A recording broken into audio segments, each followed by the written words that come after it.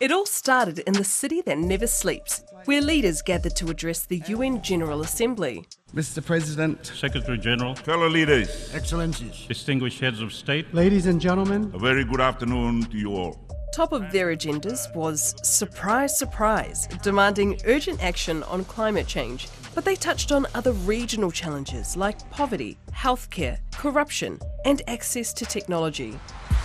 Some more controversial regional gripes were also raised.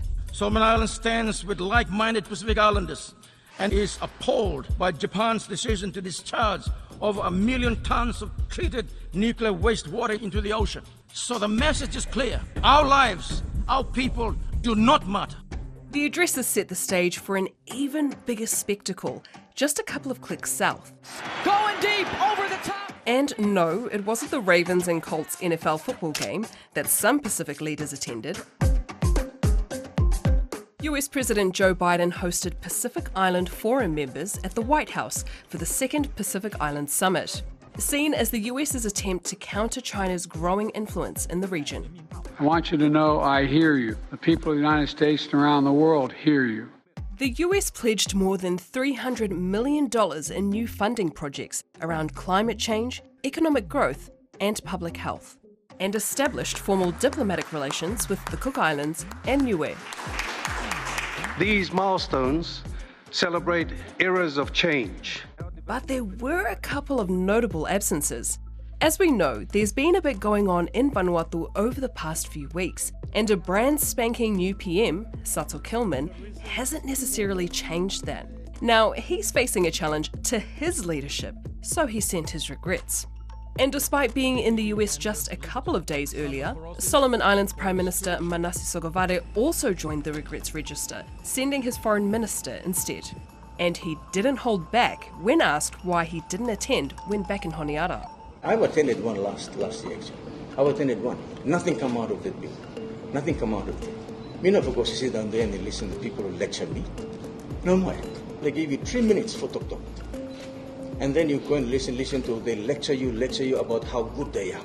And they promise us $800 billion or something. Or something last year the man show me baro segbo. Nothing casting today, no anything happened. Nothing. And while Timor-Leste's president was busy in the US, Prime Minister Xanana Gusmao was on the other side of the world, attending the Asian Games in Hangzhou, China.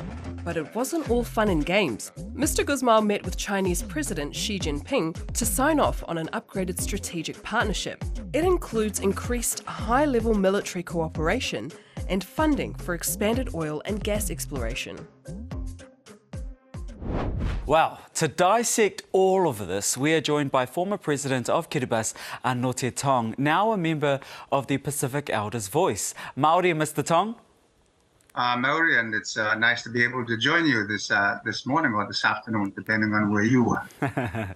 Firstly, there's been a lot of noise around whether these summits are merely a means of countering Chinese influence in the Pacific. And from a US perspective, do you think that is the goal? And do you think the meeting was a success?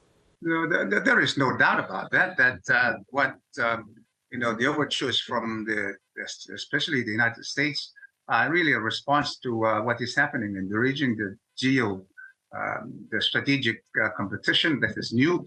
Whether these summits are a success or not, I don't think so. There was a time when, as leaders, we did go to Washington to try and meet up with President Bush at the time. We were not given that opportunity, but at the time there was discussion amongst the leaders, us leaders, talking about how absent the United States has been for so long. And so I don't know that the summits are bringing any new dimension to the Pacific-US relations. President Biden once again opened up the checkbook for the Pacific. Last year, he pledged over $800 million. This week, he added an additional $200 million, taking that total to over $1 billion in development assistance. Is this a win for Pacific Island nations? Yeah, well, I think one has got to be able to understand this kind of checkbook diplomacy, because it doesn't always work. The numbers, it's not really about the numbers. I've always contended that it's about the trust, the goodwill, and the kind of the relationship, the real, genuine, and sincere relationship that we have with our partners. And so I think we've got to understand that it's not how much you give, it's how you present it and how you're able to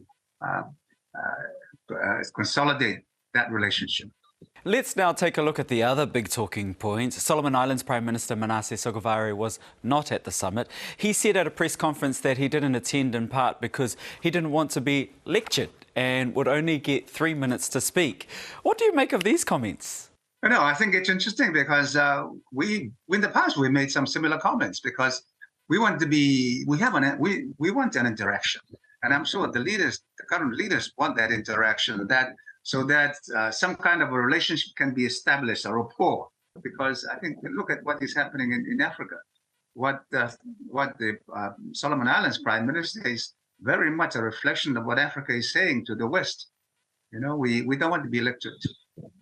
We've got to be treated as equal partners. And I think this is something that needs to be, perhaps the United States and other partners need to understand that we are looking for a partnership. We don't want to be kept to be talking to. And I think perhaps this is what the Prime Minister of Solomon Islands is referring to. Do you think his absence weakened the summit? Well, most undoubtedly it did. I think the fact that Solomon Islands is not there is very, very clear and obvious to the rest of the Pacific Island countries that it is possible, it is very doable. And the question will be, how much will Solomon Islands lose by not attending? And that these are the questions that other leaders will be asking. The fact that Solomon Islands has done this, it makes it, it can normalize something like that other countries can do the same and get away with it and perhaps, in fact, win from other partners because, for doing that. And just finally, Mr. Tong, I'm just going to shift a little bit because the Pacific Elders Voice has put out a statement in support of an Indigenous voice to the Australian Parliament. Now, what's your message to Pacific Islanders in Australia who are yet to make up their mind about the voice referendum? Yeah, we did. You know, as the Pacific Elders Voice, we did issue a statement trying to encourage support for the voice.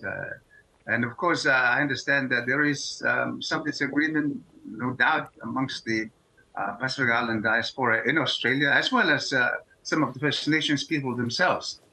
As Indigenous people, you know, we do have certain, I think we do need to have some special considerations, if you might call it, because of special circumstances.